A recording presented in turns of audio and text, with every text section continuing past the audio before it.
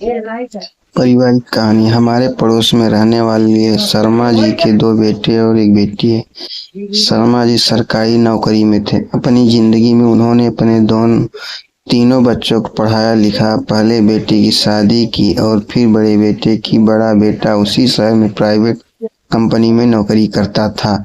बहू साधारण परिवार से आई और धीरे धीरे ससुराल के हिसाब से ढल गई। छोटे छोटे ने छोटे मोटे व्यवसाय की शुरुआत की और साल बीतते एक नौकरी पेशा लड़की से शादी कर ली।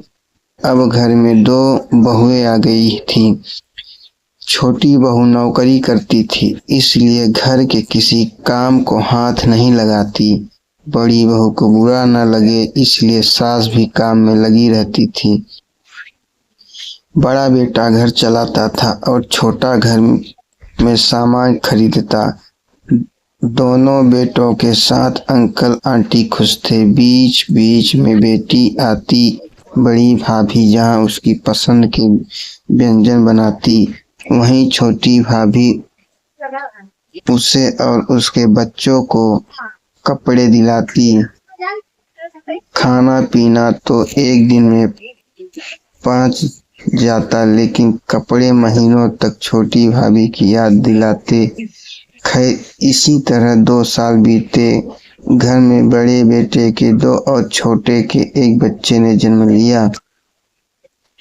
इसके साथ ही छोटे ने घर में गाड़ी, एसी, इन्वर्टर सुविधा की सभी चीजें धीरे धीरे खरीद ली। अपने मित्र मंडली में शर्मा जी एक मिसाल बन रहते हैं और ये देख शर्मा जी भी फूले ना समाते। उनका जीवन हंसी खुशी गुजर रहा था कि अचानक एक दिन छोटे बेटे ने किराए का एक घर लेकर उसमें शिफ्ट कर लिया। अब छोटे बेटे के साथ घर का सभी बड़ा बड़ा सामान भी चला गया।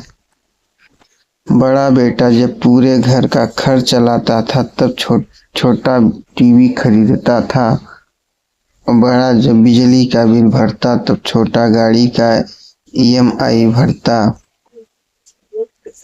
नतीजा, छोटे ने अपना पूरा साजो सामान जमा कर लिया और अपने नए घर की शुरुआत अपने सभी सामान के साथ की, क्योंकि पूरे 2 साल घर के खर्चों से मुक्त रहा।